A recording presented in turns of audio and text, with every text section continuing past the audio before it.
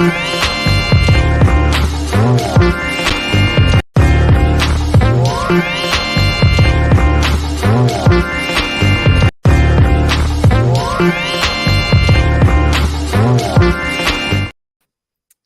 everybody, it's your girl Angie. Welcome back to Kiss My Cheeks TV.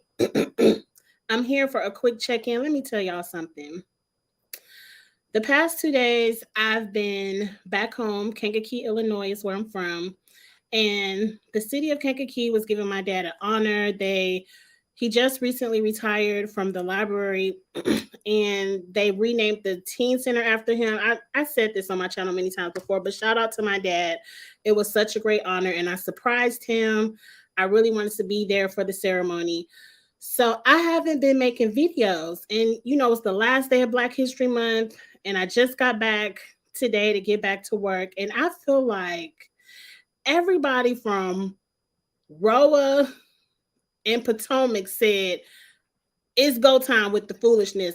I can't open up every time I open up Twitter or Instagram, somebody is reporting some mess. It's divorces, lies, admission to lies, people borrowing $60,000. I'm just like, what is going on?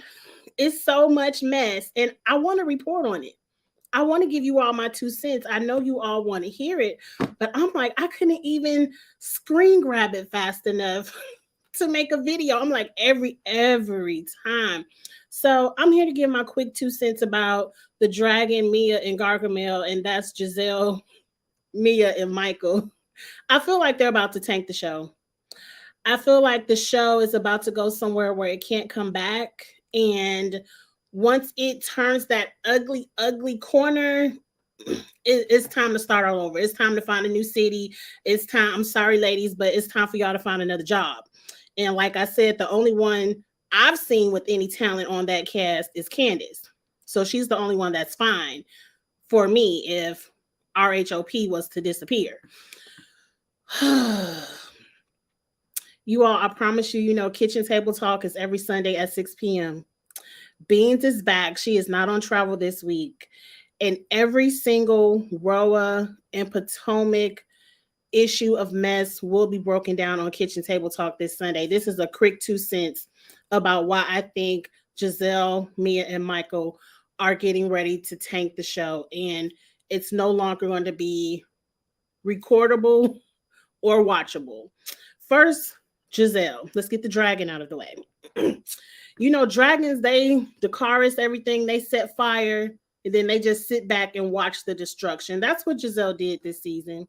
She set fire. She started this lie, and I'm going to say lie, that Chris Bassett made her feel uncomfortable. And see, Giselle is not smart. And I don't care what nobody say. People are like, oh, Giselle is smart. And no. Giselle isn't smart. Because if she was smart, she would realize Real Housewives of Potomac is right now your biggest form of income.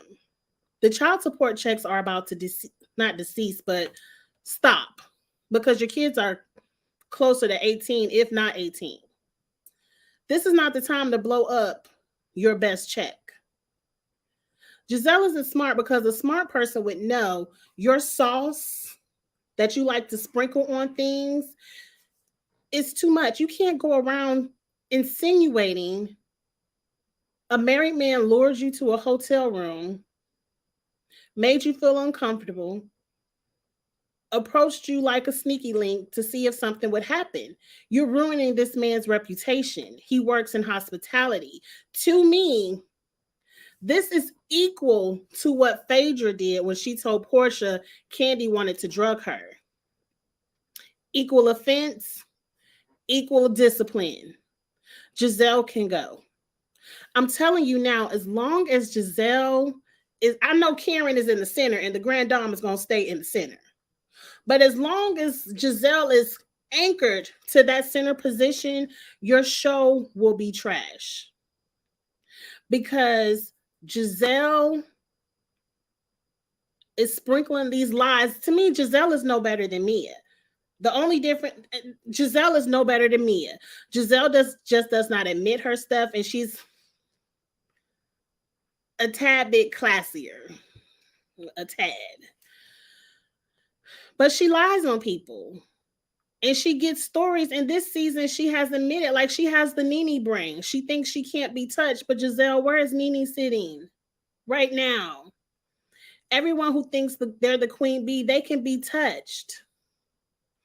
And these lies and sauce that you're spreading on people is going to ruin the show. Because I can guarantee you now, come season 8, we aren't going to see any husbands. All husbands are staying home. There will be no more husbands at parties, group trips, celebrations. The husbands don't have time to be in the same environment of you ladies, so you ladies can come back and spread lies on them. They don't have time for that. So I believe season 8, all the men we like to look at on our TV screen, we can kiss that goodbye. They will only be there filming in the privacy of their own homes with their own wives. And that's it. So we can thank the dragon for that. Number 2 is Mia. Mia and G have been on the internet the past 2 days, and I'm ready to mute them. I need someone to teach me.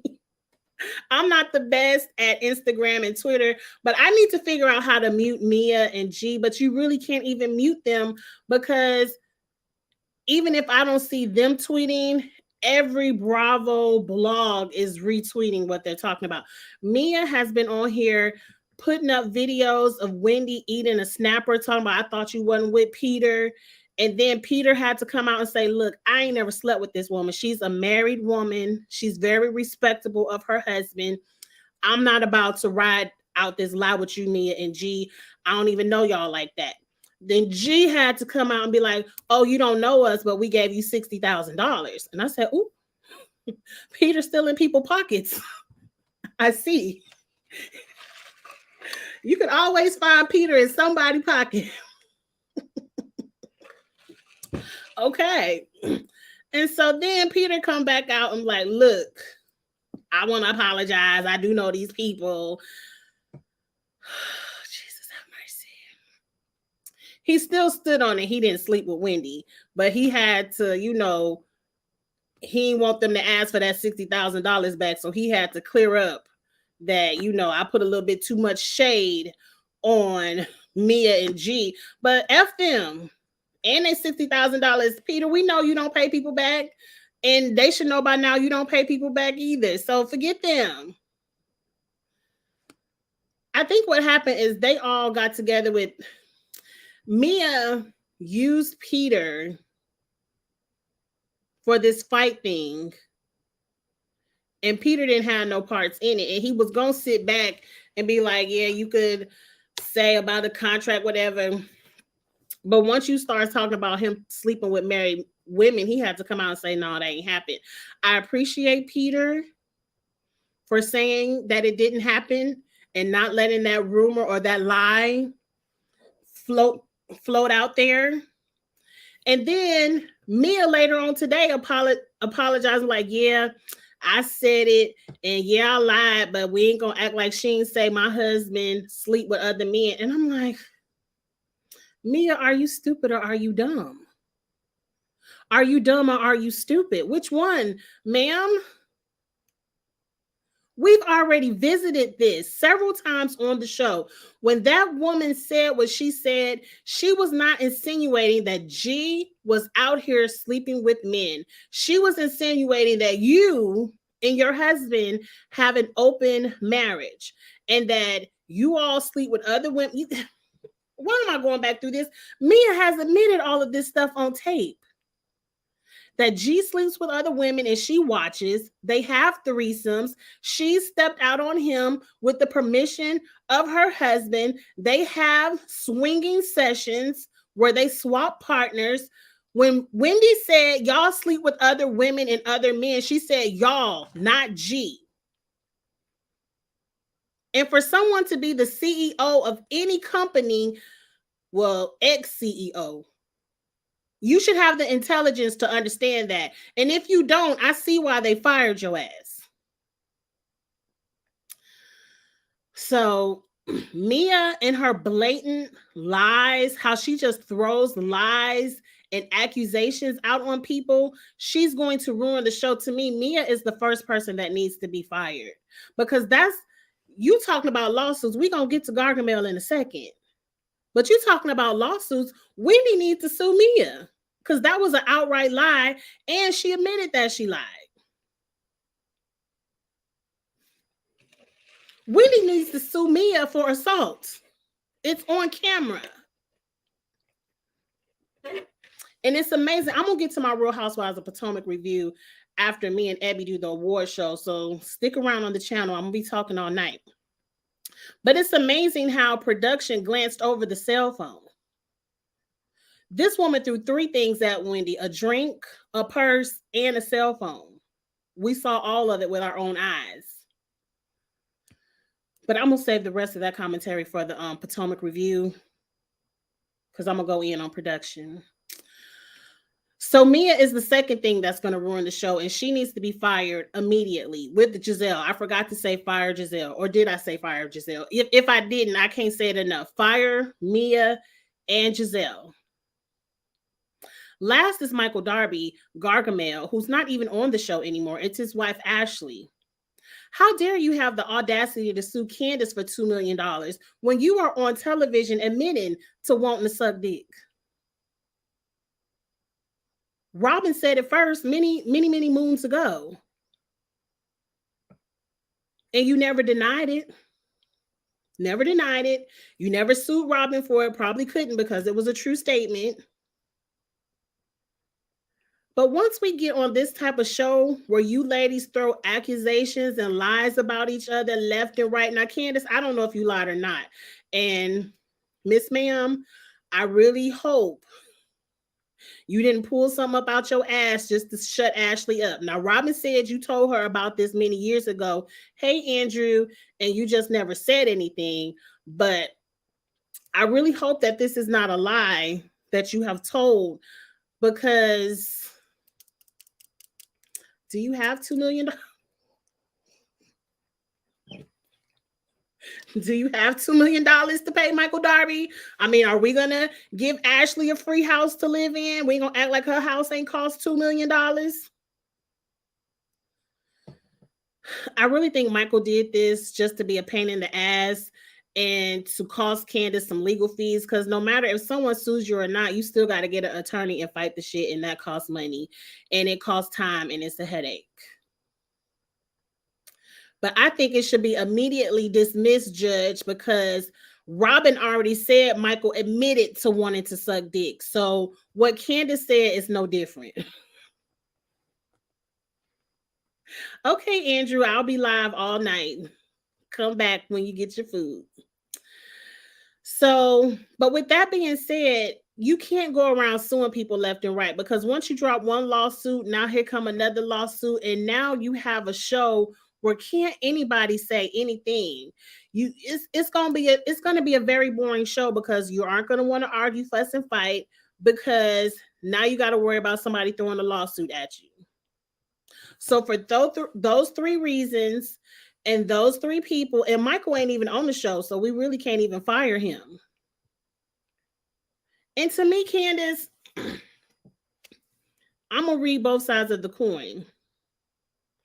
When Ashley is coming at you, and I understand they were coming at your husband, and you said, well, let me come at your husband, but you should have just cut Ashley. You should have just read Ashley down. It's about time. We've done with Michael. Same with Monique. Monique is gone. Michael is gone. Let's stop talking about these people if they aren't on the show. Chris is on the show. He should not have been lied on. But if the people are not on the show, let's just leave their name out of it. That's just the other side of the coin. Now, I don't want you to be sued. I don't want you to lose $2 million. And I really hope this lawsuit goes in your favor. But once we open these cans of worms, or what's the saying? Y'all know what I'm trying to say. Once we open up these cans of worms, you can't take it back. And the show will be ruined. Next season, Candace can't talk to Ashley because it's a lawsuit, and I ain't got nothing to say to her, because it's gonna be a show where can't nobody interact. And who wants to watch that? And now all of you all have lost your jobs. And I was listening to another YouTuber because, like I said, I was driving up and down the highway the past 2 days where someone says, I can't remember which YouTuber said it. I apologize. I can't quote you. But they said the best thing about Real Housewives of Atlanta is that even though those ladies did not like each other, they filmed together for the betterment of the show because they understood I might not like this chick, but I'm going to show up to the dinner. I'm going to show up to the party. I'm going to show up to the event because whatever organic beef comes from the scene is going to make a good show. In Atlanta, they didn't try to ice each other out because they didn't like each other. They was like, yeah, I don't like you, bitch. Come over here so we could read each other down at the restaurant and go home and make this money. Potomac, take lesson. Don't try to cut too low to where you can't come back and now don't nobody have a paycheck. Because once things get all legal and stuff, you know, NBC, Bravo, all of them, they're going to be starting to pull back because they ain't got time to be getting their name put on a lawsuit either. But that's it, you all. I'm going to be live all night like I told Andrew in the chat. Up next at 7 o'clock in 13 minutes.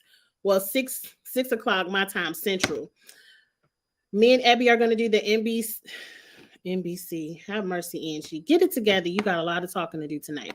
The NAACP Image Awards and the SAG Awards fashions. We're about to talk about fashion at 6, and then at 7:30, I'm going to give my 2 cents on the part 2 Potomac reunion. I know I'm late, but again, I was out of town. And then that's it. I'm saving all the other Bravo. I don't have time to do a million Bravo videos. Me and Blissfully Single Bean at 6 p.m. Sunday, Kitchen Table Talk. We'll discuss all the other mess. And you know we're going to have a good time. We're going to have a good time. But get in your comments. Let me know what you think about Giselle, Mia, and Michael. Are they about to ruin the show? Or is this just another storyline? I don't know. If it's another storyline, I don't want to watch it. But definitely get in the comments. Let me know. Like this video. Please subscribe to the channel. I'm working my way to 1,000 subscribers. I'm almost there. And I'll see y'all later for something else. Have a good night, y'all. Bye.